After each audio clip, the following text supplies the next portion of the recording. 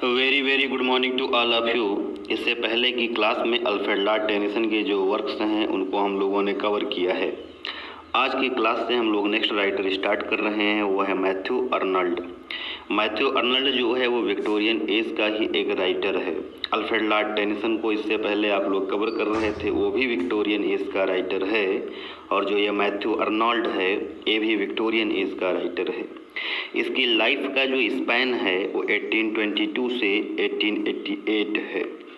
Matthew Arnold की biography मैं यहाँ पर डिस्कस करने जा रहा हूँ और मैं यहाँ पर इन डेप्थ बायोग्राफी आपके एग्ज़ाम के पॉइंट ऑफ व्यू से डिस्कस कर रहा हूँ। सारे पॉइंट्स आप लोग अच्छे से कंफर्म कर लीजिएगा, यहाँ से एग्ज़ाम में क्वेश्चन श्योरली पूछे जाते हैं। मैथ्यू अर्नल्ड का जो बर्थ है वो 24 दिसंबर 1822 को हुआ था। मैथ्यू अर्नल्ड का जो बर्थ प्लेस है वो लेलहम इंग्लैंड है। अब यहाँ पर जो ये लेलहम है वो एक विलेज का नेम है जो कि इंग्लैंड में पड़ता है। वहीं पर मैथ्यू अर्नल्ड के जो पेरेंट्स हैं, पेरेंट्स में जो फादर हैं उनका नेम डॉक्टर थॉमस अर्नल्ड है। डॉक्टर थॉमस अर्नल्ड जो हैं वो प्रिंसिपल थे, एक स्कूल में प्रिंसिपल थे।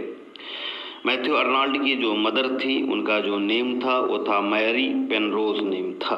अब हम लोग मैथ्यू अर्नल्ड की जो एजुकेशन है उसको डिस्कस कर रहे हैं।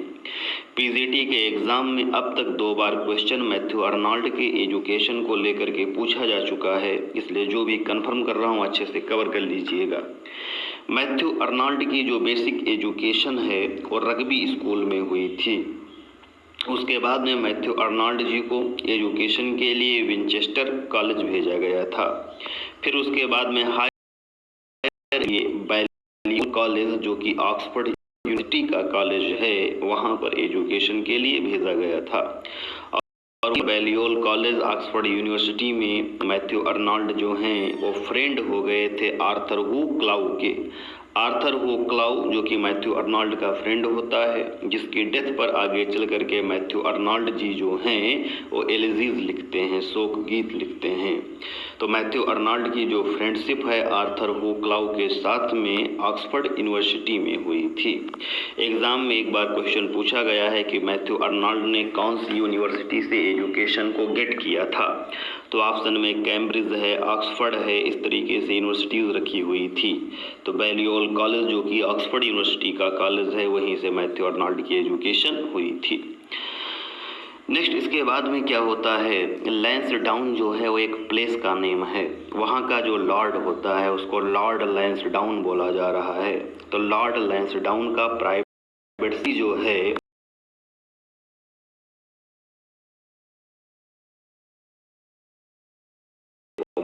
किया गया था। मीन्स मैथ्यू अर्नल्ड जी लॉर्ड लैंसडाउन के प्राइवेट सेक्रेटरी भी रहे हैं। मैथ्यू अर्नल्ड की जो वाइफ थी उनका जो नेम था वो था वेटमैन। ये मैथ्यू अर्नल्ड की वाइफ का कंप्लीट नेम है। मैथ्यू अर्नल्ड जी जो हैं वो ऑक्सफोर्ड यूनिवर्सिटी में पोएट्री के प्रोफेसर भी रहे हैं, इसको भी आप लोग अच्छे से लर्न रखिएगा। Matthew Arnold was elected professor of poetry at Oxford university में पोएट्री के प्रोफेसर भी रहे हैं मैथ्यू अर्नल्ड जी। मैथ्यू अर्नल्ड जी जो हैं वो बिलोंग करते हैं वो विक्टोरिया, जिसका जो ड्यूरेशन है वो 1837 से 1901 है। और यहीं से मैथ्यू अर्नल्ड जी जो हैं वो एसोसिएटेड है विक्टोरियन एज से। मैथ्यू अर्नल्ड जी की जो डेथ है वो 15 अप्रैल 1888 को होती है ड्यू टू हार्ट अटैक हो जाने की वजह से। होता क्या है कि मैथ्यू अर्नल्ड जी अपनी डॉटर से मिलने के लिए जा रहे थे, उनको एक ट्रेन कार पकड़ना था, उनको ट्रेन पकड़ना था। ट्रेन पकड़ने के लिए जब वो दौड़ रहे थे तब उनको हार्ट अटैक हो जाता है, जिसकी वजह से मैथ्यू अर्नल्ड जी की जो डेथ है वो हो जाती है 15 अप्रैल 1888 को। मैथ्यू अर्नल्ड जी ने कहा था कि poetry is the criticism of life होती है, क्रिटिसिज्म है, जीवन की आलोचना ही पोएट्री है। कविता जो है वो जीवन की आलोचना है, ऐसा मैथ्यू अर्नाल्ड जी ने कहा था। क्योंकि पोएट्री में लाइफ का क्रिटिसिज्म होना चाहिए। लाइफ के प्रॉन्स क्या हैं, लाइफ के कॉन्स क्या हैं, लाइफ का डार्कर साइड क्या है, लाइफ का ब्राइटर साइड क्या है, लाइफ में हमारी रिस्पॉन्सिबिलिटीज़ क्या हैं, लाइफ में हमको सक्सेस क्या मिलती है, लाइफ में हमको फेल्योर क्या मिलती है। तो ये सारी चीज़ें जो हैं वो पोएट्री में डिस्कस होनी चाहिए। और मैथ्यू अर्नाल्ड साहब ने कहा था कि poetry is the criticism of life. Poetry जो होती है वो लाइफ का क्रिटिसिज्म है, कविता जो है वो जीवन की आलोचना है। मैथ्यू अर्नाल्ड जी ने और भी कहा था कि poetry should deal with ideas. जो पोएट्री है वो आइडियाज़ के साथ में डील करनी चाहिए, नॉट फैक्ट्स, ना कि फैक्ट्स के साथ में डील करनी चाहिए। आइडियाज़ का मतलब इमेजिनेशन होता है। मैथ्यू अर्नाल्ड की जो पोएट्री है, जो काव्य है, जो कविता है, वो इमेजिनेशन से डील करनी चाहिए, ना कि फैक्ट से डील करनी चाहिए। अगर हमें फैक्ट को लेकर के डीलिंग करनी है तो उसके लिए हम ऐसे लिख सकते हैं, ऐसे में हम फैक्ट्स की बातें करेंगे, निबंध में हम तथ्यों की बातें करेंगे, फैक्ट्स की बातें करेंगे। अगर हम पोएट्री लिख रहे हैं, पोएट्री पढ़ रहे हैं, तो हमारा फोकस आइडियाज़ पर होना चाहिए। देखिएगा, मैथ्यू अर्नाल्ड जी एक क्रिटिक थे और वो क्लासिकल क्रिटिक थे।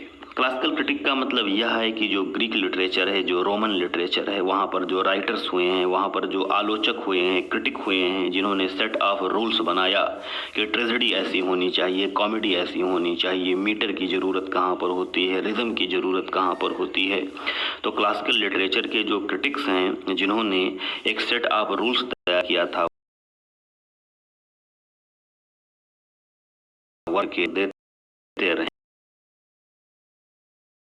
इसलिए मैथ्यू अर्नाल्ड को हम एक क्लासिकल क्रिटिक बोलते हैं। मैथ्यू अर्नाल्ड जी एक पोएट भी थे, इसके साथ ही साथ मैथ्यू अर्नाल्ड जी एक एसेइस्ट भी थे। लेकिन मैथ्यू अर्नाल्ड जी नॉवेलिस्ट नहीं थे। मैथ्यू अर्नाल्ड जी ने कोई भी नॉवेल नहीं लिखी है। नेक्स्ट पॉइंट है, मैथ्यू अर्नाल्ड जी जो हैं वो बहुत ही ज़्यादा इन्फ्लुएंस्ड थे, बहुत ही ज़्यादा प्रभावित थे, विलियम वर्ड्सवर्थ से प्रभावित थे। अपने वर्क के लिए, अपनी पोएट्री के लिए जो वो प्रभावित थे मैथ्यू अर्नाल्ड जी, वो वर्ड्सवर्थ से इन्फ्लुएंस्ड थे, वर्ड्सवर्थ से इन्फ्लुएंस्ड थे मैथ्यू अर्नाल्ड जी। देखिएगा, मैथ्यू अर्नाल्ड के जो मोस्ट फेमस पोएम्स हैं वो मैथ्यू अर्नाल्ड की एलिजीज हैं। मैथ्यू अर्नाल्ड ने जो भी एलिजीज लिखी हैं वो उनकी बहुत ही ज़्यादा फेमस हैं, उसी के लिए मैथ्यू अर्नाल्ड जाने जाते हैं। मैथ्यू अर्नाल्ड ने अपना रिमार्क दिया था शेक्सपियर के ऊपर, और रिमार्क क्या है उसको आप लोग अंडरस्टूड कर लीजिएगा। मैथ्यू अर्नाल्ड साहब ने कहा था कि जब हम किसी दूसरे राइटर के वर्क्स को पढ़ते हैं तो हमारे माइंड में बहुत सारे क्वेश्चन आते हैं, हमारे माइंड में बहुत सारा कन्फ्यूज़न आता है, लेकिन जो राइटर्स होते हैं उनकी जो राइटिंग स्किल होती है वो हमारे कन्फ्यूज़न को दूर नहीं कर पाती है। जबकि विलियम शेक्सपियर साहब जो हैं, उनके जो वर्क्स जो हैं उनको जब हम लिखा है, लेकिन विलियम शेक्सपियर साहब की जो राइटिंग स्किल है वो इतनी ज़्यादा अच्छी है कि वो हमारे सारे कन्फ्यूज़न दूर करती चली जाती है। इसी पर ही उन्होंने रिमार्क दिया था कि अदर्स का मतलब दूसरे लोग, अवॉइड आवर क्वेश्चंस, हमारे क्वेश्चंस को, हमारे प्रश्नों को, हमारे कन्फ्यूज़न को इग्नोर कर देते हैं। दाओ, जबकि आप जो हैं आर फ्री, आप जो हैं वो हमारे कन्फ्यूज़न को फ्री कर देते हैं। वी आस्क एंड आस्क, हम पूछते जाते हैं, हम पूछते जाते हैं, मतलब हमारे मन में कन्फ्यूज़न आता है, हमारे मन में कन्फ्यूज़न आता है। दाओ स्माइलेस्ट एंड आर्ट स्टिल, और आप जो होते हैं वो मुस्कुरा रहे होते हैं, आपकी राइटिंग स्किल मुस्कुरा रही होती है, मतलब हमारे सारे कन्फ्यूज़न स्लोली दूर हो रहे होते हैं। मैथ्यू अर्नाल्ड जी ने एक रिमार्क विलियम वर्ड्सवर्थ पर भी दिया है। रिमार्क बहुत ही इंपॉर्टेंट है, आप लोग लर्न रखिएगा। मैथ्यू अर्नाल्ड ने विलियम वर्ड्सवर्थ के लिए कहा है कि he laid us as we lay at birth on the cool flowery lap of earth. Matthew Arnold ji कहते हैं कि विलियम वर्ड्सवर्थ जी ने हमें पृथ्वी की कूल और फ्लावरी लैप पर ऐसे लिटा दिया जिस तरह हम बचपन में थे, या हम बचपन में पृथ्वी की गोद में बैठ करके आराम करके फील करते थे, वही एहसास वर्ड्सवर्थ जी ने हमको अब करा दिया। ये मैथ्यू अर्नाल्ड जी कहना चाहते हैं। Lap of earth, lap of अर्थ का मतलब पृथ्वी की गोद। पृथ्वी की गोद तो कैसी गोद, कूल एंड फ्लावरी। पृथ्वी की जो कूल और फ्लावरी गोद है, लैप है, ही लेड अस, वहाँ पर वर्षवत जी ने हमको लिटा दिया, एज ऐसे, बी ले एट बर्थ, हम बचपन में लेटा करते थे। तो इस तरीके से मैथ्यू अर्नाल्ड साहब जो हैं उनकी जो बायोग्राफी है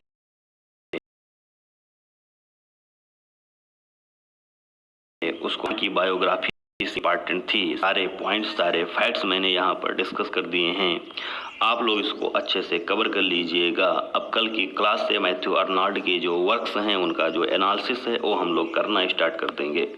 तो आज की क्लास के लिए इतना ही। Thank you very much to all of you.